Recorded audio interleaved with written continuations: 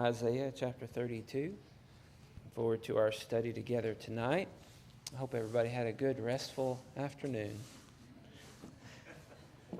We're going to be continuing our study in the book of Isaiah.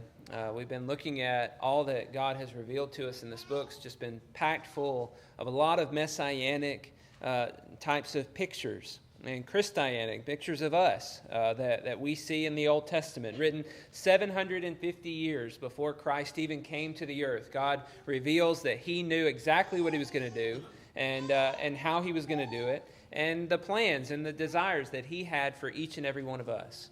As we come to chapter 32, we see a number of very important things, and it really gets important at the end, so hang in there till the end. But we see a number of really important things. It starts off messianic, and then it moves to more judgment, which we've seen before, and then it comes back to one of the most important messianic pictures that we see in the book of Isaiah whenever we come into the New Testament. So let's study this together. This whole section and this whole chapter really is focusing in on the idea of transformation that God's people need to go through. We all must be transformed. We all must be different. We all must change from who we were before Christ, who we were before we submitted our lives to God, to who we are now. There should be a transformation that has happened or that is happening, and that we're constantly in the process of changing and becoming more and more like God. And so that's really what we're going to see here, is the need for that kind of transformation. To start off with, let's read the first 8 verses of Isaiah 32. It says, "Behold, a king will reign in righteousness, and princes will rule in justice. Each will be like a hiding place from the wind, a shelter from the storm, like streams of water in a dry place, like the shade of a great rock in a weary land. Then the eyes of those who see will not be closed, and the ears of those who hear will give attention. The heart of the hasty will understand and know, and the tongue of the stammerers will hasten to speak distinctly. The fool will no more be called noble, nor the scoundrel said to be honorable. For the fool speaks folly, and his heart is busy with iniquity, to practice ungodliness, to utter error concerning the Lord, to leave the craving of the hungry unsatisfied, and to deprive the thirsty of drink. As for the scoundrel, his devices are evil. He plans wicked schemes to ruin the poor with lying words. Even with the plea of the needy is right. But he who is noble plans noble things, and on noble things he stands." Notice here, you start off with this picture. Behold, a king will reign in righteousness. In the last chapter, he talked about the Assyrians being destroyed, and the Assyrians were the major oppressors at that time. And Israel has had a number of kings that were really bad kings. And Judah has really had some bad kings, with Ahaz being one that reigned during the time of Isaiah. So they know what that's like. They've experienced a king who is oppressive toward the poor, takes advantage of his situation, and who brings about a lot of immorality and idolatry. And so here God makes a promise. A king will reign in righteousness. Now that's really amazing. And look at what he does. Listen to these descriptions. They're really, really good pictures. The princes, he says, will rule in justice. But he says, each will be like a hiding place from the wind, a shelter from the storm, like streams of water in dry places, like a shade of a great rock in a weary land. And all of these pictures, a hiding place from the wind. Have you ever been in huge gusts of wind that have just continually beat against you and just kind of exhausted you and worn you out? And this is the picture. He's a hiding place. It gets you out of the wind, and you have some relief and some peace. And that's what he says his king is going to be, and also the princes. And we'll talk about those in just a second. He says he'll be a shelter from the storm. You imagine the hurricane-force winds. You imagine the thunderstorm, the rain, the lightning, the fear, the terror of being outside in the midst of that, and then coming into a sheltering place. That's the picture that he gives of this king, that he's like a stream of water in a dry place. So you are going parched and without water for a long period of time, and then there's a stream. You know, the joy, the excitement of having your thirst quenched. Like a shade in a weary land. It's a picture of being out in the desert with the heat bearing down on you, and finally you find that peaceful shade tree. This is the kind of king that he portrays for us. A king who meets us in our needs and provides us with the nourishment, with the shelter, with the peace, with the comfort that we're looking for. He helps us to overcome whatever life is throwing our way. And that's the picture. This is not just a king who's ruling, but this is a king who's looking out for us, who's caring for us and providing for us all along the way. And then he also talks about these princes. Now think about this. There's a king, and then there's princes. And the princes are working alongside the king. Seems like each of them is including the king and the princes. All of them together are working to provide that shelter for you in the storm, the hiding place from the wind, the stream of water in the dry place, and the shade in the weary land. These people are working for you to help you and to take care of you. Isn't that a picture of what we would want the government to be? I mean, really? That's what we would want. We would want our leadership to be that for us. That would be the ideal scenario and the ideal situation. It's not that way, though, is it? Too many times, we're left out in the storm, so to speak. Too many times we're forced to deal with going without or something along those lines because people have been corrupted and they're looking out for their own best interest. That kind of stuff is it happens. It goes on. This is why we don't have a king in America, because kings have typically not matched this description. They are easily corrupted and they get distracted from a goal or a mission like this. We would never even imagine a king being so humble and so lowly to look out for us in the way that this is being portrayed, and princes as well. But all of this is easily seen as referring to the Messianic kingdom. And did you know that we are all called princes in that Messianic kingdom? We're called sons of God. Jesus, it says in Hebrews, is not ashamed to call us his brothers. Okay? And we are joint heirs with Christ. We have the inheritance that's been promised to us. And so there is a sense in which we also are ruling with Christ. And so as we read these things that the princes and that the king is doing, it's a description of us. It's a description of what we're supposed to be to the people who are around us. So many times people come into the church building looking for somebody to do this for them. That's what they're looking for. And we should be that. But the goal is for everyone to become that. Not for people to come here constantly to take advantage of the shelter that other people can provide them, but for them to become a shelter for others. That there's a change that's supposed to happen, that as the week come in, they are experiencing that love and that care and that tenderness from all of us as we are taking them in.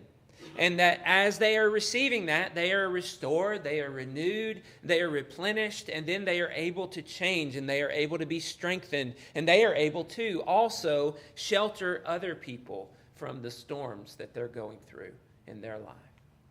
That's the picture that we see of all of this, is a picture of ruling in righteousness. With their eyes open, did you notice that? Their eyes of those who see will not be closed. Throughout Isaiah, that's been a problem. All the people have their eyes open, but they can't see, they can't perceive. They have their ears open, but they can't understand, they can't hear and make sense of anything. But notice he says, these people, when this king comes in righteousness, these people will have ears that hear, eyes that see. They will have hearts that are eager to serve other people. They will have tongues that are desiring to speak what is good. They're stammerers, right? So there's a picture of their weaknesses, but they're striving to overcome their weaknesses so that they can speak and share the truth. And in this kingdom, the fools and the scoundrels, they're being exposed. We're being exposed for our foolishness. We're being exposed for our wickedness and the evil that we've done. And we are being transformed out of that wickedness into a form of nobleness. And those who persist in that and practice ungodliness and all those things, those are not going to be accepted. They're going to be pushed out. But there's going to be the noble who are going to do noble things. They're going to be changed from being what they are to being noble, and they're going to be shown to be truly noble. We've never experienced this type of rule, but this is exactly what God has in mind in the Messianic kingdom for all of us. Blessed are the meek, for they shall inherit the earth. It's a picture of us ruling. Now, blessed are the peacemakers, for they shall be called sons of God. Okay, again, a picture of us being princes with God. Those who are poor in spirit, those who are meek, those who mourn, all of those pictures of the kingdom coming, and who will be citizens of the kingdom, but those who are lowly and humble. And God is going to raise them up, and then they are going to, in turn, as Isaiah 32 tells us, care for those who are weak and struggling. So here in Isaiah 32 is a description of the Messianic kingdom. And then we shift to judgment. Isaiah does a great job going back and forth, right? It's just constant. But notice the judgment, and let's see what we can learn from this judgment in verses 9 through 14. Verse 9 says, "Rise up, you women who are at ease. Hear my voice, you complacent daughters. Give ear to my speech.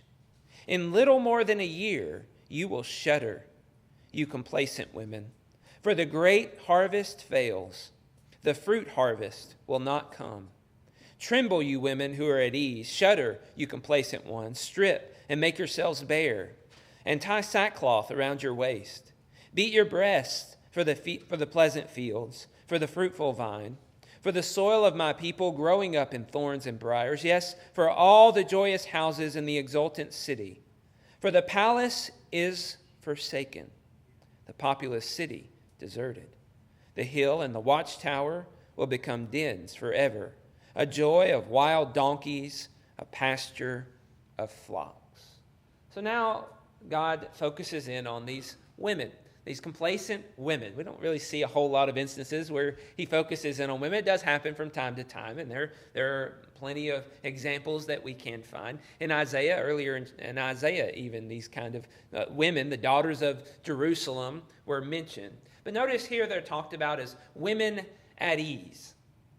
They're complacent daughters. They're relaxed. They don't have a care in the world. They're comfortable. They have no desire to move or to do anything for anybody. They're just soaking it all up. They're just enjoying the luxuries of this life. He says, woe to you. He says, you'll shudder, for the grapes and the grape harvest will fail. In other words, all of their profits, all of their luxuries are going to come to an end, a pretty abrupt stop.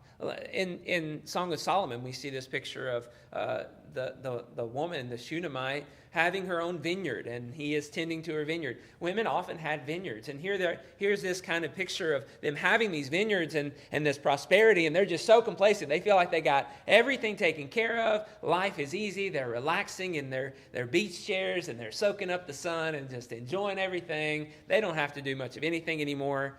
And then all of a sudden, God predicts a complete desolation. No more grapes. No more wine. No more money. No more luxury. No more indulgences in all the world's goods and all the pleasures of this world. All of a sudden, there's just thorns and briars everywhere and wild animals everywhere in this picture. Always, always, always, whenever you see thorns and briars, you should think about the original curse with Adam and Eve. Whenever there was thorns and briars in the land that were brought up. This is talking about a curse for their sin and their evil. And also, oftentimes he would talk about wild animals coming in. It's a picture of complete desolation. There's no people here anymore. All of your big palaces and everything that you constructed for yourself, it's all going to be empty, and there's nobody that's going to live in them anymore. Well, where are they going to be? Notice he says, beat your breasts for the pleasant fields. And then he says, or before that, shudder, strip, and make yourselves bare, and tie sackcloth around your waist. Notice it's not clothe yourself in sackcloth and ashes, but make yourself bare, tie sackcloth around your waist. It's a picture of captivity. It's a picture of having to hire yourself out in order to make ends meet. That is going on with these women. So they're being carried off into captivity is kind of the picture that he's giving to these complacent women. They're at ease. They think everything's great. They're just building bigger barns for themselves and enjoying themselves. And God says, it's not going to go well for you. So why is he singling out these women? Well, complacency And this whole idea of being indifferent and not really caring about the work of God or the will of God has a tendency to spread. And these women have influenced others, and they're causing others to be also complacent and insensitive to what God has called them to do and who God has called them to be. The picture that we had this morning of giving, this is the opposite.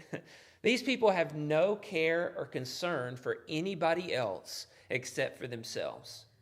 And here we see God's judgment against them. I said earlier in chapter 3, verse 16, this was also these daughters of Zion were talked about, daughters of Jerusalem. It says, the daughters of Zion are haughty, and they walk with outstretched necks, glancing wantonly with their eyes, mincing along as they go, tinkling with their feet. It's just this picture of they have everything, and they're so beautiful, and they're so luxurious, and everything's going good for them. And now you see the result, that they are going to be stripped bare, that they are going to be carried off into captivity. So what do we learn from these women? Well, I think it's easy for us to get complacent. Whenever things are going well in our lives, it's easy for us to just get comfortable and enjoy our comforts and think that we've been given all these things to be enjoyed whenever we've been given all these things to use for God's glory. And so here we see a very clear picture that there needs to be a change. There needs to be a transformation in the minds and the hearts of these women so that they're not just indulging themselves in everything they can, but that they are now using the things that they've been given for God's glory. But unfortunately, they're not going to do that, and judgment will come upon them. And then we go back to the Messianic language. And verse 15 through 18 are very interesting verses. If you study through the New Testament, you know some of those verses. Let's read through that together. It says, until, so the palace is forsaken, the populous city deserted, the hill and the watchtower become dens, joy of donkeys and pasture of flocks, until the Spirit is poured upon us from on high, and the wilderness becomes a fruitful field, and the fruitful field is deemed a forest. Then justice will dwell in the wilderness, and righteousness abide in the fruitful field. And the effect of righteousness will be peace, and the result of righteousness, quietness and trust forever.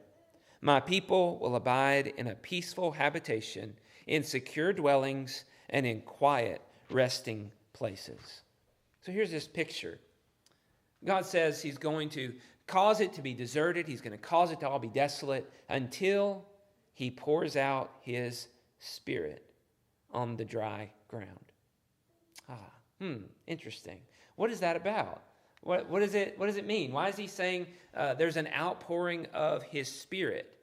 Well, all of that is really fascinating because it indicates that all of the judgment that is coming upon Jerusalem, that's coming upon Israel, is going to be there until a certain time comes whenever God is going to pour out his Spirit, and that Spirit, it says, is going to bring about fruit again. There's going to be restoration. There's going to be renewal. The wilderness will become this fruitful field, and the fruitful field will become this huge forest. And all of this, there's an infusion of God's life-giving Spirit, very similar to what we see in Ezekiel and other places. That God is going to bring about life from the dead bones, right? That there's going to be life that comes up because he pours out his Spirit. He enters in, he brings his presence in to our lives and brings life to everyone. All of this is resulting in and signifying to us a transformation that happens in the hearts of people. That people will go from complacency, people will go from spiritual death to spiritual life. Look at verse 17 or 16 again. Then justice will dwell in the wilderness, and righteousness abide in the fruitful field. The effect of righteousness will be peace, the result of righteousness, quietness and trust. So there's a transformation that is going to happen inside the minds and the hearts of the people, that they will now seek justice and righteousness, and because they're seeking those things, all the blessings that they're seeking will come as well. There will be peace. There will be quietness. There will be trust. God's people will live, it says, in a peaceful habitation, in secure dwellings, and in quiet resting places. So all of this is talking about a future time when God is going to bring about a transformation in the minds and the hearts of people. He's going to bring about a time of righteousness in his kingdom, and a time of peace and rest will come as a result. So all of this, of course, as we read through, is talking about God bringing about renewal and restoration unlike anything that anybody's ever seen before. And if you were alive in the first century, you would know this text. You would know this text. This would be a text that you would care a lot about, because you'd be looking for the day whenever Jerusalem and the area around Jerusalem, if you've never been there, it's not very fruitful and crazy, just forests everywhere. Like, it's not like Alabama. It would become like that. It would be this fruitful place, and there would be fruit growing everywhere. There'd be forest everywhere. And so they were all looking for that. They were looking forward to a complete transformation of their land, a complete transformation of everything that they knew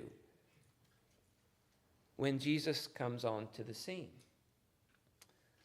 They would have been excited about the words that would have come out of Jesus' mouth about the Spirit. Their ears would have perked up, and they would have been like, ooh, I know that. I remember Isaiah talking about that, the Spirit being poured out. Ooh, when's that going to happen? That sounds really good. I'm excited about that. And what we find is it happens in Acts chapter 2. Other prophets also foretold of the Spirit being poured out. Joel was one of them. And in Acts chapter 2, whenever they saw the Spirit descending in tongues like fire, and they heard the sound of the mighty rushing wind, and then the gospel was spoken to so many in so many different languages, Peter stands up and says, this is the fulfillment of what was told to you in the prophet Joel, that the Spirit would be poured out. And that's exactly what was happening. So Peter reveals that what we read about here in Isaiah 32 is going to happen and does happen in Acts chapter 2. So it is messianic. It's very much pointing to the messianic kingdom coming. And the result of the Spirit being poured out is a transformation of people, a huge lift in justice and righteousness, and as a result, peace, quietness, and trust. Everything is going to be getting better in life. So how does all of this affect us?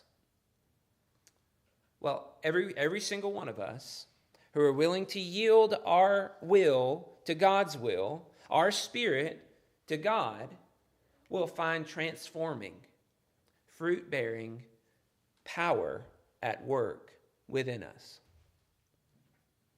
That's what Paul says in Galatians chapter 5. It's the text we look at so often. And what's it called? The fruit of the Spirit. The Spirit has been poured out. And it fills us. And it renews us. And it restores us. See, the picture of the barren land is a picture of us inside. That we are spiritually dead and dry and in need of the water, the life-giving stream to come inside and to produce fruit. And that's what's supposed to happen inside of us, that peace and patience and kindness and goodness and gentleness and faithfulness and self-control and all of those things. So they start coming up out of us, and we become righteous in the world that's around us. Creating peace, creating an image of what righteousness is ultimately supposed to be found. It's supposed to be like. So we see that death and destruction is found in the works of the flesh. It's found in the things that we passionately pursue, and maybe it's comfort or complacency or spiritual apathy or whatever it is. That death is found in all those things. Judgment is found in all those things. But there is life and there is renewal available to everyone who lets God's Spirit guide them in the way of Christ. And that's what we're looking for. In Galatians, that's very much what he's talking about as he says, are you being led by the Spirit? Are you allowing God's truth about righteousness and justice and goodness? Are you allowing it to rule your life, to direct your path, to guide your decision-making, every decision that you make? Are you making it with God's will in mind, with what's righteous and what's good being your chief priority? And if so, we should be expecting peace We should be expecting real security, not like those women who have their fruit coming up and they think, oh, we got it made, we can just relax. No, we have real security in knowing that we are God's children.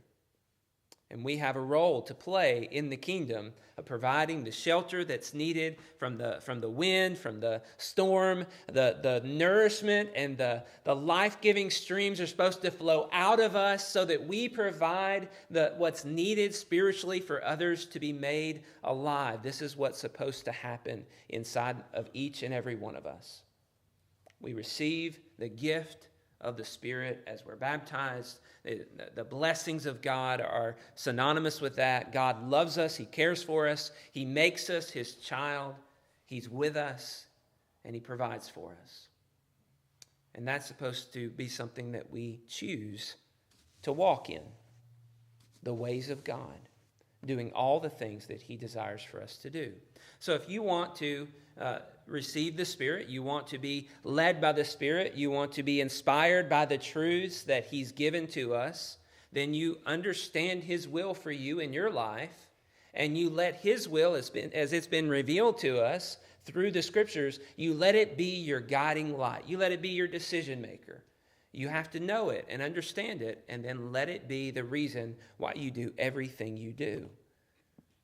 And you must pray for God to help us in that effort. You see here a picture of who we're supposed to be and what we're supposed to be aspiring to. We need God's help in that.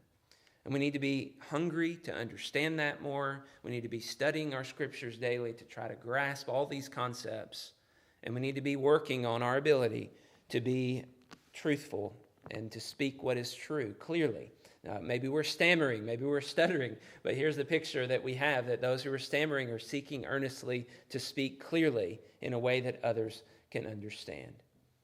So all of this, Isaiah 32, is a really interesting and very New Testament passage for us to see that there's supposed to be a transformation that happens within us. As we open up God's word and we understand all that he's done, foretelling that he would do it hundreds of years beforehand so that we know it's true and that he's real, we have to take that knowledge and understanding in, and we have to let it change us so that the fruit of the Spirit is created inside of us and we shine a light. In conclusion, and wrapping all this up, you see a picture that God is planning to bring this perfect king and these princes who are being righteous, who will serve those who have needs, and that the comfortable and the complacent have to wake up. They have to respond to God before it's eternally too late.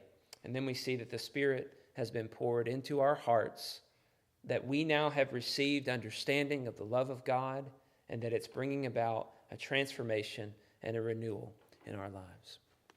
I hope that this has helped you. I hope that you will open yourself up to the truth of God providing you with every spiritual blessing in the heavenly places through the sacrifice of his Son, through the pouring out of his Spirit, that all can be made available to you and that you can be transformed. If there's things in your life that you're struggling with, that you've been struggling with for a long time, understand that God has provided the means of overcoming all of our struggles.